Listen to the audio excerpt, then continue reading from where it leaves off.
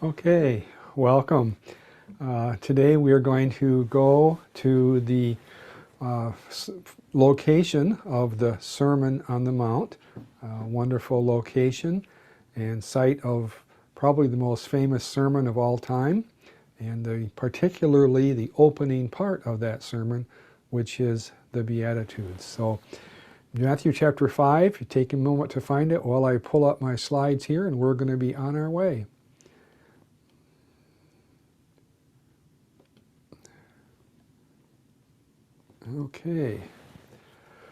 Okay, here we are on the eastern shore of the Sea of Galilee. We're going to jump on this pilgrim boat and head across the lake to the western shore of the Sea of Galilee. Okay, there we go. As we approach the western shore, the Capernaum is off to our right here a ways. Magdala, home of Mary Magdalene, is off to our left. Somewhere on this hillside, on the western shore of the Sea of Galilee, was the location for the Sermon on the Mount. We don't know the exact location, but it doesn't really matter too much. The Franciscans have kindly chosen a spot for us to commemorate this sermon. As we walk onto the grounds, you will notice that it is very nicely kept. St. Francis actually founded the Franciscan order in 1209 AD, and by 1217 he had founded the Franciscan Custody of the Holy Land, beginning to search out and locate and preserve many of these sites associated with the time of Jesus' ministry in Palestine. So they have been here for a very long time, and they do a very nice job. As you can see, as we walk around the grounds here, you're looking down toward the lake, and up just a little ways is a retirement home for retired sisters. So this is location of a very lovely chapel commemorating the Sermon on the Mount, but also just a lovely place in its own right. So Antonio Barluzzi, phenomenal architect, a wonderful Italian Catholic brother, designed many of the chapels and churches in the Holy Land, and as you can see, this is a jewel. Notice the side porch with a beautiful walkway all the way around, so you can walk in a shaded colonnade and enjoy the lake as you walk around and think about those words of Jesus echoing down that hillside and echoing all through history. Blessed are the poor in spirit, for theirs is the kingdom of heaven. And once you've walked all the way outside, you want to go and say hello to one of the retired sisters who hang out here. I want to bless the Franciscans, as I said, who've been here since 1217. The people who were here before them were the Greek Orthodox, going back to 330 AD, when Emperor Constantine's mother Helena came to the Holy Land and scoped out various sites like Jacob's Well and other places, and built in the Church of the Nativity, of course, in Bethlehem, and Church of the Holy Sepulchre in Jerusalem. So between the Franciscans and the Greek Orthodox, they have built for us a lot of very, very beautiful buildings to commemorate these important events. And then you'll go inside and see there a very beautiful calligraphy copy of the Beatitudes in Latin.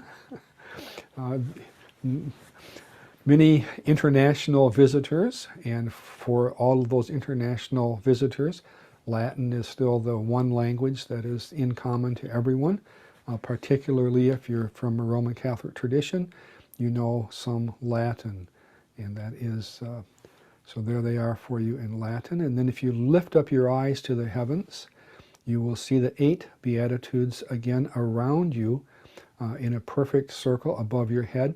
It's very interesting because when you see it this way, you realize that these Beatitudes are not simply a list like a laundry list, but they're a cluster, and they kind of interact with each other, and they inform each other. And Jesus is looking for a well-balanced character that reflects all of these, not just one or two. So you can see this one right here. Blessed are those who are peacemakers, for they will be called the children of God.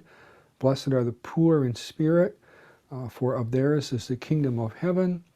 And then over here, blessed are those who mourn, for they will be comforted.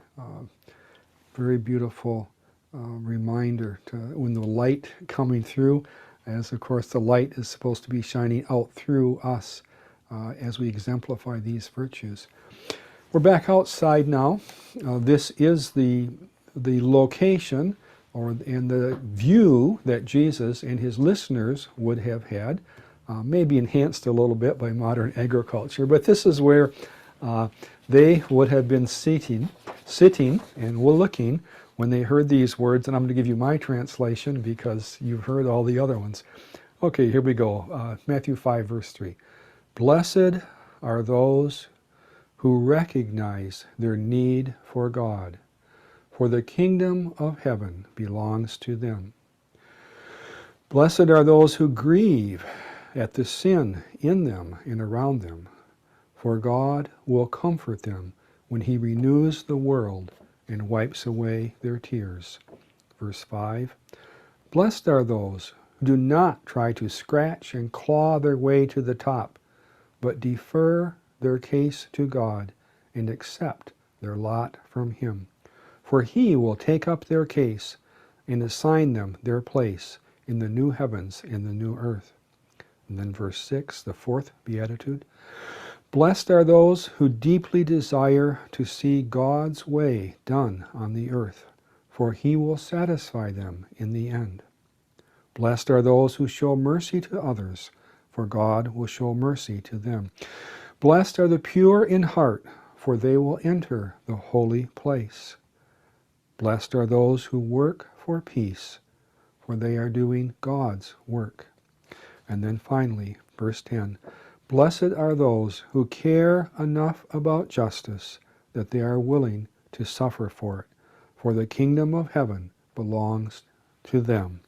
And that concludes the 8 benedictions, or the 8 Beatitudes. You'll notice that number 1 and number 8 both end with the kingdom of heaven belongs to them, present tense. The ones in between are future tense.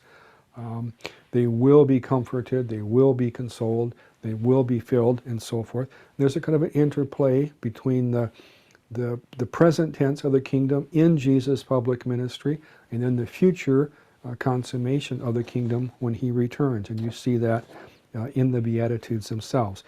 Verse 11 and 12 are not a separate beatitude, but simply further unpacking of Beatitude number 8, which is verse 10. So, well, thank you for joining us. We thank God for the ministry of Jesus and for the teaching of Jesus, and may he help us to work for justice and to cherish peace in this sometimes troubled world. Thanks for joining us.